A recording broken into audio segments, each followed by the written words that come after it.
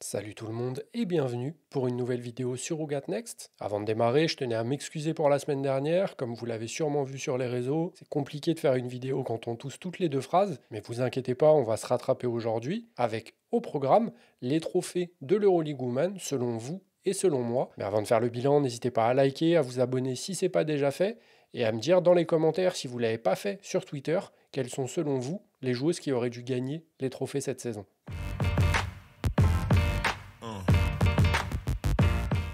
Et comme chaque semaine, on commence avec les news.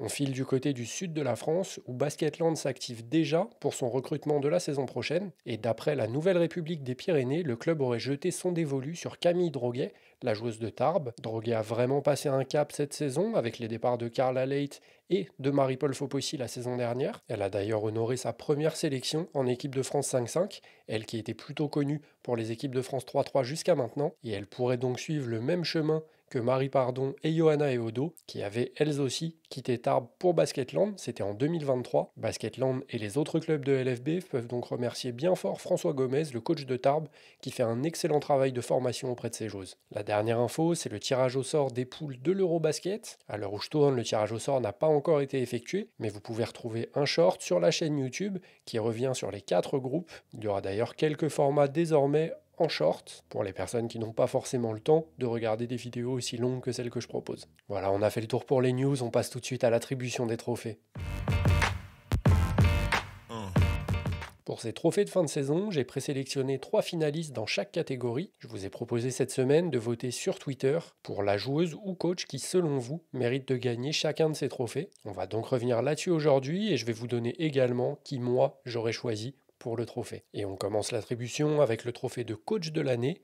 Et pour ça, comme je vous le disais, j'ai présélectionné 3 finalistes. Il s'agit de Ruben Burgos, le coach de Valencia, Valérie Garnier, la coach du Fener, et Natalia Hechkova, la coach de Prague. 3 coachs du groupe F, avec chacun des bilans assez différents, mais qui ont chacun leur mot à dire pour ce trophée. Premièrement donc, Ruben Burgos, le coach de Valencia, qui affiche un bilan de 7 victoires pour 3 défaites en saison régulière, et une large victoire contre Mersin de 32 points en play-in, qui permet de qualifier son équipe directement en demi-finale de l'Euroleague, et il a bénéficié d'un effectif extrêmement profond cette saison, malgré des arrivées tardives et quelques absences. On pense évidemment à Raquel Carrera qui n'a pas joué de la saison et qui vient de revenir, donc c'est une absence de taille pour ce groupe de Valencia, surtout en Euroleague, et surtout en sachant que Kayla Alexander n'a fait son début de saison que très tardivement. De plus, Léonie Fibiche est arrivée après la trêve hivernale, et donc il a forcément fallu réadapter certaines choses pour intégrer ces joueuses-là. On a donc un effectif extrêmement qualitatif et profond, mais qui manque peut-être de cette star et de cette joueuse capable de prendre les matchs à son compte. On en avait parlé dans le bilan de mi-saison, et on a toujours les mêmes réflexions au sujet de cette équipe. Alina Yagupova est capable de le faire sur certaines séquences, Léonie Fibiche est capable de prendre feu de loin, mais il manque encore cette joueuse vraiment pour porter l'équipe, surtout dans des matchs compliqués, et on l'a vu notamment contre le Fener. Malgré tout, c'est une très belle saison de la part de Valencia, et c'est normal que Ruben Burgos fasse partie des finalistes pour le trophée de coach de l'année. La deuxième coach qui pourrait prétendre au trophée, comme je vous le disais, c'est Valérie Garnier. Valérie Garnier qui coach donc le Fenerbahçe et qui n'a toujours pas perdu cette année en Euroleague. Un bilan de 10 victoires pour 0 défaites en saison régulière et 2 victoires dans la douleur contre Skio au play-in qui permet au club turc de se qualifier directement pour la demi-finale de l'Euroleague. Et malgré un bilan très flatteur, le club a quand même souffert en Euroleague cette saison. Récemment, il y a eu les 2 matchs contre Skio où l'équipe a totalement déjoué en deuxième mi-temps et a permis à l'équipe italienne de revenir au score et de se faire une très grosse frayeur, que ce soit à l'aller ou au retour. On pense aussi plus tôt dans la saison à la victoire à l'arraché contre Polkovice ou encore aux courtes victoires contre Prague et Venise durant la saison régulière. Donc oui, Valérie Garnier est invaincu avec son équipe du Fener, mais il y a de vraies questions qui se posent quant au plan de jeu de cette équipe. On le sait, Garnier est une coach à l'ancienne, pour qui la première option est de donner le ballon à l'intérieur. Pourquoi pas, étant donné que le secteur intérieur du Fener est extrêmement fourni. Le gros problème, c'est qu'à part ça, il ne se passe pas grand-chose. Les joueuses extérieures n'ont été que trop peu impliquées offensivement durant la saison,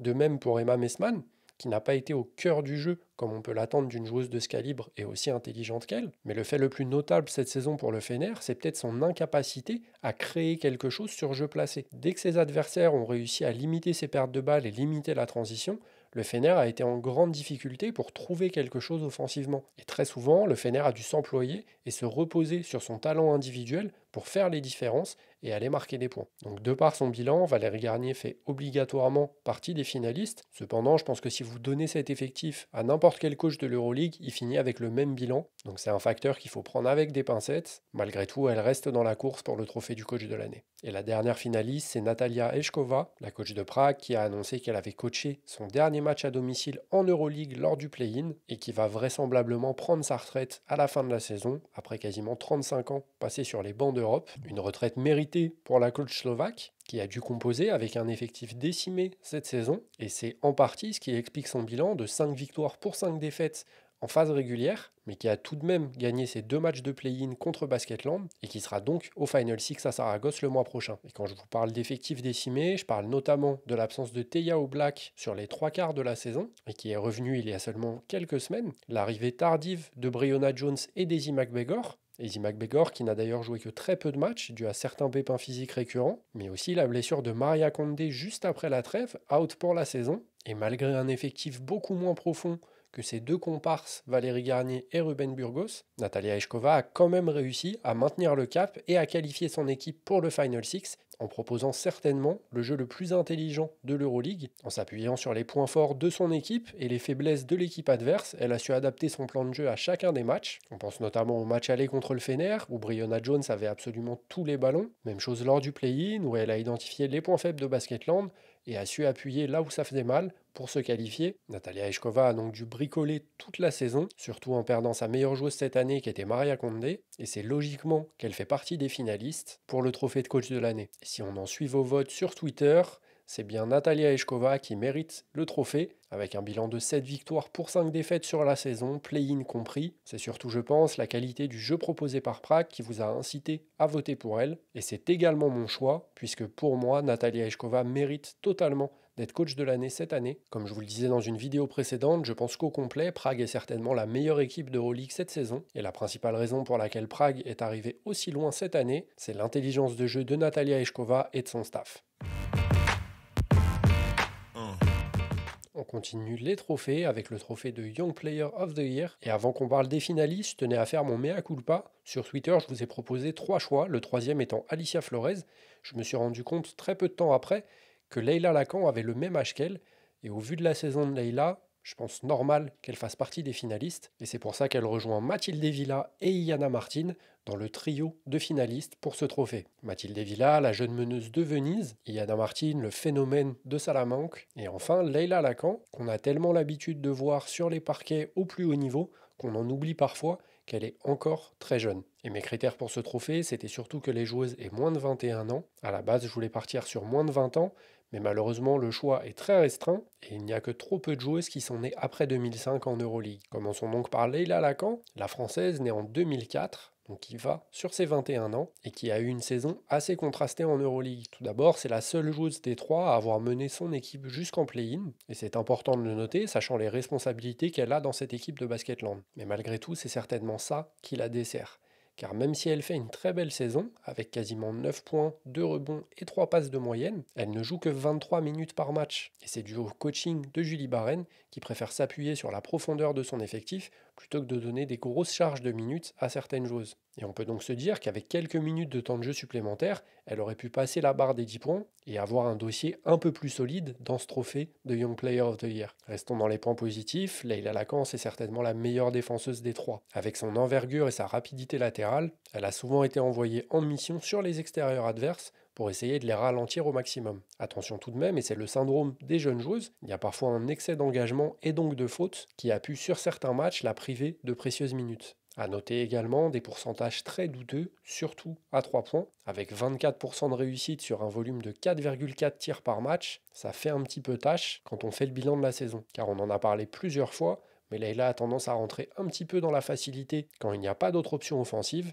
et à prendre des tirs qui ne sont pas forcément bons. Malgré tout, elle mérite selon moi sa présence dans les 3 finalistes pour ce trophée. La deuxième finaliste, c'est Iana Martin, la joueuse de Salamanque qui s'est révélée aux yeux du grand public pour sa première saison dans l'élite et qui est la grande favorite pour ce trophée avec 10,5 points, 4,3 rebonds et 3,4 passes de moyenne. Elle fait vraiment une saison incroyable. Il faut surtout rappeler qu'elle a commencé la saison sur le banc et que très vite elle s'est imposée comme l'option numéro 1 sur le poste de meneuse de jeu du côté de Salamanque, alors qu'elle vient tout juste d'avoir 19 ans en janvier. Car oui, Iliana Martin est née en 2006 et elle a quasiment 2 ans de moins que ses deux adversaires du jour pour le trophée. Et au-delà de ses excellentes stats, c'est l'impression visuelle et le leadership dont elle a fait preuve qui a marqué le public. Plus d'une fois, c'est elle qui a ramené Salamanque dans les matchs, avec déjà des performances très clutch pour son âge. Elle a d'ailleurs énormément progressé sur son tir à 3 points, en shootant à quasiment 44% avec un peu moins de 3 tirs pris par match. Donc c'est vraiment de bon augure pour la suite. Et c'est elle l'ultra favorite pour le trophée de jeune joueuse de l'année. Et la dernière finaliste, c'est Mathilde Villa, la joueuse de Venezia, qui a confirmé cette année en Euroleague après une très belle saison d'Eurocup l'année dernière. La joueuse née en toute fin d'année 2004 a pris les rênes de son équipe italienne et a tourné cette année à 9,2 points, 2,2 rebonds et 3,2 passes de moyenne en un peu moins de 25 minutes par match. Des stats très encourageantes, même si, comme pour Leila, il y a un vrai déficit au niveau du tir à 3 points, car même si le volume par match est bien moins important avec seulement 2 tirs pris à 3 points par match, les pourcentages sont très mauvais également, avec 27% de réussite. Et on attendait de voir ce que ça allait donner pour elle au plus haut niveau européen, et Mathilde Villa a réussi à répondre aux attentes. Donc oui, le bilan collectif n'est pas bon, Venise a beaucoup souffert cette saison, mais l'une des grosses satisfactions pour le club italien, c'est l'évolution de Mathilde et les promesses pour le futur. C'est donc tout naturellement que l'Italienne fait partie des finalistes pour ce trophée. Malheureusement pour elle et pour Leila, la course était quasiment pliée dès la fin du mois de novembre. Et vous avez évidemment choisi Iliana Martin pour le trophée de jeune joueuse de l'année. C'est également mon choix. Je pense qu'à force de m'en entendre parler, vous savez que j'ai un affect très important pour cette joueuse que je suis depuis des années avec les championnats jeunes de l'Espagne. Et c'est vraiment une énorme satisfaction de la voir à ce niveau-là. Je m'attendais à la voir très forte dès sa première saison, mais pas forcément à ce point. Comme je disais tout à l'heure, sa progression au niveau du tir à 3 points a vraiment été une surprise pour moi. Et c'est une joueuse extrêmement intelligente, capable de carton offensif, mais qui fait les efforts défensivement. Et c'est tout naturellement que je l'ai choisie pour être la jeune joueuse de la saison. L'avant-dernier trophée individuel, c'est celui de Defensive Player of the Year. Et encore une fois, ça a été assez difficile de trouver 3 finalistes. Il y en a une qui se détache tout naturellement cette saison. Pour les 2 autres, il y aurait pu y avoir discussion avec d'autres joueuses. J'ai tout de même choisi de sélectionner ces joueuses-là pour récompenser le travail de l'ombre qu'elles effectuent chaque semaine dans leur équipe. Les 3 finalistes sont donc Julie Allemand, Elena Pueyo et Gabi Williams, 2 joueuses du Fener donc. Et Elena Pueyo, qui sort d'une très belle saison avec Saragosse. Du côté du Fener, on a donc Julie Allemand et Gabi Williams, qui ont harcelé chaque semaine leur vis-à-vis sur les lignes extérieures, et qui sont la raison principale de la facilité du Fener à se projeter en transition. Pour ce trophée, c'est difficile de se reposer sur les stats, tant pour moi les contres et les interceptions ne sont pas forcément synonymes de bonne défense. J'ai surtout choisi ces 3 joueuses pour l'impression visuelle qu'elles ont dégagée tout au long de la saison, à commencer par Elena Pueyo, qui est l'une des raisons pour laquelle la défense de Saragossa a tant fait déjouer ses adversaires. C'est souvent elle qui se retrouvait à défendre sur les meilleurs extérieurs adverses. Son envergure et ses timings de déplacement lui ont permis de stopper plus d'une joueuse, elle qui est souvent très juste dans ses interventions et qui a certainement été la meilleure joueuse de Saragossa sur le parquet cette saison, et ça des 2 côtés du terrain. La seconde joueuse, comme vous l'avez vu, c'est Julie Allemand. Difficile pour la joueuse belge de se faire une place dans cet effectif pléthorique du Fener. Pas dans le jeu, évidemment, puisque c'est l'une des meilleures meneuses d'Europe, mais plus dans la reconnaissance de son travail des 2 côtés du terrain, à côté de tous ces gros noms comme Gabi Williams, Emma Messman ou les Américaines. C'est une joueuse dont on ne parle pas assez souvent, et c'est pour ça que j'ai choisi de la faire figurer dans les finalistes de ce trophée. Elle qui a été extrêmement mal utilisée par Valérie Garnier cette saison, s'est vengée de l'autre côté du terrain, en faisant de la vie de ses adversaires un enfer, grâce notamment à un centre de gravité très bas, une rapidité d'appui qui ferait pâlir certains joueurs NBA, et une capacité à absorber les contacts qui en fait d'elle l'une des meilleures défenseuses en Europe. Elle est également très intelligente dans ses déplacements et arrive bien à lire le jeu pour aller intercepter des ballons. Et comme je le disais tout à l'heure, c'est l'une des raisons avec Gabi Williams pour laquelle le Fener est si fort en jeu de transition. La pression mise par Julie Allemand sur les meneuses adverses permet au Fener d'intercepter des ballons très hauts, que ce soit elle ou Gabi, et de se projeter très vite vers l'avant. Ce qui nous amène donc à la 3e finaliste de ce trophée, et la favorite, c'est Gabi Williams. Difficile de ne pas parler de Gabi Williams en Europe quand on parle de défense. Elle qui est capable de défendre sur les postes 1 à 4 sans aucun problème. Avec ses qualités athlétiques, son intelligence de jeu et son envergure, elle a vraiment fait un chantier défensivement cette année. À l'interception, au contre, très vite dans les appuis sur les close-out. Vraiment, Gabi a été impériale. Elle termine d'ailleurs meilleure intercepteuse de l'Euroleague cette année. Et c'est tout naturellement que vous l'avez élue pour le trophée de Defensive Player of the Year. Et comme on dit jamais 203, puisqu'on a été d'accord sur les 2 premiers choix jusqu'à maintenant, c'est également mon choix. Difficile de le donner à quelqu'un d'autre, tant Gabi a donné l'impression visuelle de marcher sur l'eau cette année. Et c'est amplement mérité pour la Française qui a très clairement passé un cap depuis l'été dernier et qui fait partie des meilleures joueuses sur le continent. On termine ces trophées individuels par celui que tout le monde attend de pied ferme. C'est évidemment le trophée de MVP qui récompense la meilleure joueuse de la saison. Et pour ça, les 3 finalistes sont assez simples à trouver pour une fois, avec Emma Messman, Iliana Rupert et Gabby Williams. Les 3 joueuses ont vraiment dominé cette saison en Euroleague, dans des styles de jeu totalement différents, mais chacune a son mot à dire pour le trophée, et il n'y a vraiment pas de mauvais choix dans la sélection d'une des 3. À commencer par Emma Messman, elle a déjà remporté le trophée en 2023 et en 2024 et pourrait faire un triplé cette année. 18 points, 6,5 rebonds et 4,5 passes par match. Emma a vraiment dominé dans tous les compartiments du jeu, le tout en moins de 30 minutes par match. Elle a d'ailleurs été nommée 2 fois MVP du mois par l'Euroleague cette année, mais malheureusement pour nous et pour elle, elle aurait certainement pu faire une saison encore plus impressionnante si Valérie Garnier l'avait réellement mis au cœur de son plan de jeu. Et c'est certainement pour ça qu'il y a eu tant d'hésitation entre elle et une autre joueuse selon vous pour le trophée de MVP. Malgré tout, ça ne devrait pas la desservir puisque je pense que l'Euroleague va lui décerner ce trophée à la fin de saison. La seconde finaliste, c'est Iliana Rupert. La Française a vraiment passé un cap cette année et est très rapidement devenue la patronne de cette équipe de Mersin. Son absence lors du play-in a d'ailleurs débouché sur une défaite de 32 points, une claque pour le club turc, mais qui souligne encore une fois l'importance qu'a Iliana Rupert cette année pour son équipe. Avec 16,5 points, 8 rebonds et 2,7 passes par match, elle est vraiment devenue la plaque tournante de son équipe en à peine 29 minutes de temps de jeu, en sachant que son temps de jeu a fortement augmenté après la trêve hivernale à cause des nombreuses blessures qu'a subi Mersin. Mais plus que ses stats, c'est son efficacité qui fait d'Iliana une arme létale offensivement. On entend souvent parler du mythique 50, 40, 90 pour les joueurs. Pour ceux qui ne sont pas familiers avec ce concept, c'est le fait de tirer à 50% de réussite à 2 points, 40% à 3 points et 90 au lancer franc.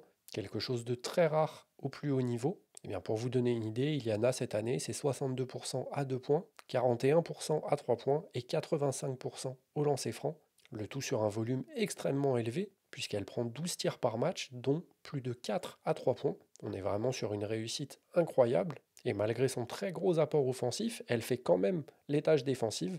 Elle termine d'ailleurs meilleure contreuse de l'Euroleague cette année avec 1,7 comptes par match, rajoutez à ça 1,6 interceptions, une très grosse progression sur la défense des pick and roll et des bonnes lectures pour venir fermer dans les aides, et vous avez une joueuse qui est devenue très complète et qui mérite d'être dans la discussion pour le MVP cette année.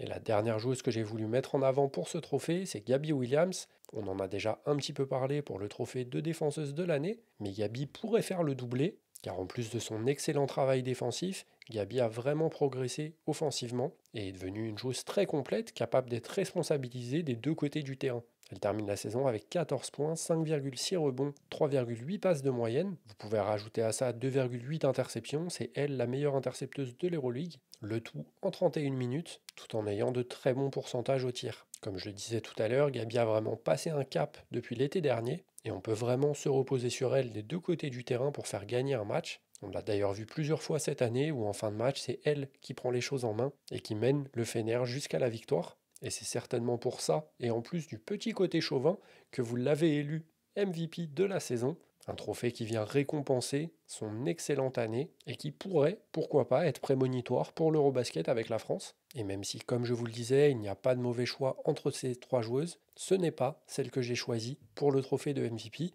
puisque j'ai désigné Iliana Rupert comme étant la MVP de la saison. Vous m'avez entendu plus d'une fois vanter ses mérites et son excellente saison régulière, et je pense que la seule chose qui pourrait la desservir dans l'obtention de ce trophée, c'est le fait qu'elle ait raté quelques matchs, notamment en début de saison et durant le play-in, mais on a vu avec son absence que c'était bien elle, la joueuse la plus importante de cette équipe de Mersin, qui, on le rappelle, n'a perdu qu'un match en saison régulière, et c'est avant tout grâce à Iliana Rupert, qui a été la seule intérieure pendant très longtemps dans l'effectif après la trêve, et qui mérite selon moi le trophée de MVP. Avant de passer aux 5 de la saison, je voulais quand même faire un petit disclaimer. Vous le savez, chaque année, c'est l'Euroleague qui attribue les trophées et on a parfois quelques surprises. L'an dernier, la présence suspecte des joueuses ou du club de Saragosse dans les vainqueurs en font notamment partie. Ne soyez donc pas surpris cette année quand Valérie Garnier va remporter le titre de coach de l'année, que Emma Messman va rafler son troisième MVP, ou que Mariona Ortiz, par exemple, sera élue dans le 5 de la saison. De même, j'ai souvent milité pour mettre en avant la saison de Pauline Astier et son importance dans l'effectif de Bourges. Ne soyez donc pas étonnés si une joueuse de Bourges est récompensée, que ce soit Emi Okonko et non Pauline Astier. Car oui, l'Euroleague met en avant les stats, et la stat qui parle le plus au plus grand nombre, c'est le nombre de points marqués, et les trophées ont très souvent assez peu de sens quand on les prend littéralement. Donc appréciez les performances de toutes ces joueuses, donnez-leur de la force et du soutien, mais ne vous offusquez pas quand votre joueuse préférée n'aura pas ce trophée, que ce soit mérité ou non. Et comme pour les trophées individuels, je vous ai demandé sur Twitter qui, selon vous, mérite de faire partie de la première équipe de la saison. Évidemment, vous vous en doutez, les trois favorites pour le titre de MVP sont quasiment des locks pour tout le monde. De ce fait, j'ai modifié un petit peu les postes de certaines joueuses pour avoir une discussion sur notamment le poste 3 ou le poste de meneuse de jeu. Et vous avez donc choisi d'élire ce 5 comme étant le 5 de la saison, avec Pauline Astier à la main, Gabi Williams en 2, Janelle Salin en 3, Emma Messman en 4 et Iliana Rupert au poste 5. Gabi, Emma et Iliana sont évidemment présentes dans ce 5 de par leur saison incroyable. Et vous avez choisi de mettre Janelle Salin sur le poste 3, auteur d'une très belle saison avec Skio. Elle a connu des hauts et des bas, mais a tout de même réussi à emmener son équipe jusqu'au Final Six, étant d'ailleurs la meilleure évaluation de son équipe, la deuxième meilleure scoreuse et la troisième meilleure rebondeuse. Elle a vraiment touché à tout et continue sa très bonne progression depuis l'an dernier avec Villeneuve. Au poste 1, vous avez choisi Pauline Astier, la meneuse de Bourges, qui sort d'une excellente saison, et si son début d'année a tout bonnement été incroyable, étant la meilleure passeuse et intercepteuse par exemple, ses performances ont un petit peu baissé à la suite de la saison, notamment à cause de la fatigue accumulée, étant donné qu'elle est obligée de créer pour absolument tout le monde dans son équipe, et c'est amplement mérité pour Pauline d'être récompensée après une très belle saison comme celle-ci. Toutes ces joueuses seront d'ailleurs au Final Six à Saragossa, et ce sont toutes les patronnes de leurs équipes, en particulier sur le plan offensif, même si la plupart d'entre elles ne sont pas en reste quand il s'agit de faire les efforts en défense. Et de mon côté, ça a été assez compliqué de proposer mon 5 de la saison. J'ai tout de même essayé de garder un 5 cohérent, avec des joueuses à leur poste ou presque, mais ça a été très compliqué pour moi, notamment sur les postes extérieurs, car j'ai trouvé cette saison que les extérieurs n'ont pas forcément été au rendez-vous, entre des blessures pour certaines, un manque de responsabilisation pour d'autres, ou juste une saison un petit peu sans, ça a failli coûter cher dans la balance pour certaines. Et si ça ne tenait qu'à moi par exemple, il n'y aurait pas de meneuse de jeu dans mon premier 5 de l'année, car même si les performances de Pauline Astier, Julie Allemand ou Yvonne Anderson pourraient mériter d'être dans le premier 5, je trouve que la plupart des joueuses du front de courte ont beaucoup plus performé au fur et à mesure de la saison. Malgré tout, comme je vous le disais, j'ai essayé de rester cohérent, et c'est pour ça que j'ai quasiment le même 5 que vous, avec Pauline Astier, Gabi Williams, Emma Messman et Iliana Rupert en commun. Le seul changement que j'ai fait, c'est la présence de Valériane Ayaï à la place de Janelle Salin. Et comme pour le trophée de MVP, je pense que les deux choix sont très bons, qu'il n'y a pas de mauvais choix entre ces deux joueuses. J'ai cependant voulu récompenser Valériane plus que Janelle, de par la régularité et la constance dont elle a fait preuve, surtout face à l'adversité qu'a rencontrée cette équipe de Prague. Je le disais plus tôt dans la vidéo lors du passage sur Natalia Eshkova, mais Prague a dû faire avec de nombreuses absentes tout au long de la saison, perdant même la meilleure joueuse de son équipe cette année en cours de saison, et celle qui a permis de tenir la baraque tout au long de l'année et d'emmener Prague juste au Final Six, c'est Valériane Ayaï, et c'est pour ça que je voulais la récompenser dans cette équipe de l'année, car même si elle a fait un début de saison un peu délicat, qu'elle a mis quelques semaines à rentrer dans sa saison et se remettre de son été très chargé, elle est montée en puissance tout au long de la saison, et c'est vraiment l'assurance tout risque dans son équipe, apportant ses 13 points, 7 rebonds, 4 passes quasiment tous les soirs, voire plus quand son équipe en a besoin. Et je trouvais important de la mettre en avant dans cette équipe de l'année. Et la petite surprise que j'ai pour vous, c'est que j'ai préparé la second team de l'année. Assez peu de surprises au niveau des joueuses dans l'ensemble, mais il y en a quand même une qui peut vous avoir, je pense que vous vous y attendez pas forcément. Et on va le voir tout de suite, c'est la présence d'Iana Martin au poste 1. J'ai ensuite choisi Maria Condé au poste 2, Janelle Salin évidemment au poste 3, Natasha Howard puis Brionna Jones dans le secteur intérieur. Et vous vous demandez certainement pourquoi j'ai choisi certaines de ces joueuses. On va commencer par les évidences avec Janelle Salin.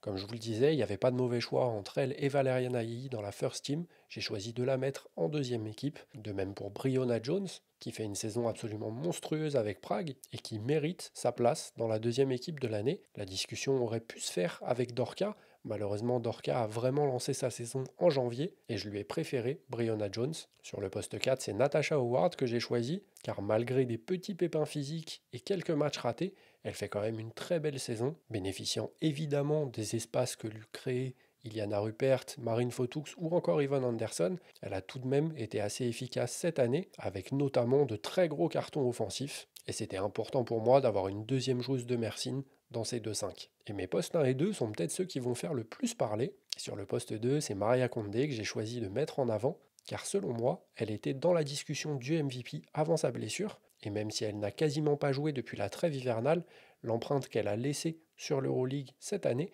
mérite, pour moi, d'être récompensée et pour elle de figurer dans cette deuxième équipe de l'année. Pour ceux qui l'auraient oublié, Maria Condé, c'est 14 points, 5 rebonds et 6,4 passes de moyenne. C'est d'ailleurs elle la meilleure passeuse de la saison.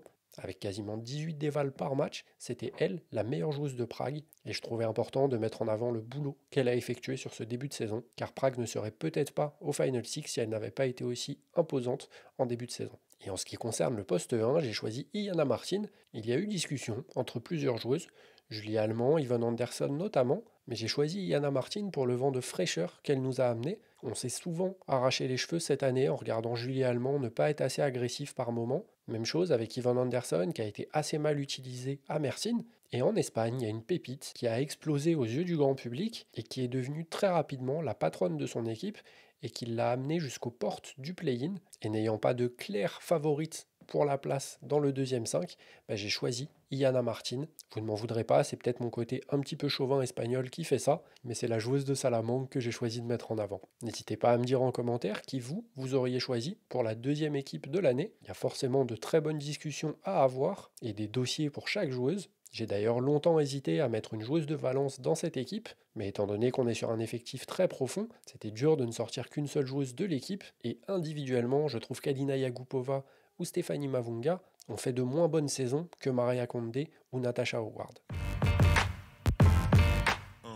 Voilà, on a fait le tour pour les trophées de la saison. Merci à tout le monde d'avoir regardé la vidéo jusqu'au bout. Encore une fois, n'hésitez pas à me dire dans les commentaires qui vous auriez choisi pour chacun des trophées ou pour les équipes de l'année. N'hésitez pas à liker la vidéo si ça vous a plu, à vous abonner si c'est toujours pas fait. On se retrouve dimanche prochain pour une vidéo qui ne sera pas sur l'Euroleague pour une fois. Donc n'hésitez pas à activer la cloche si vous ne voulez pas la rater.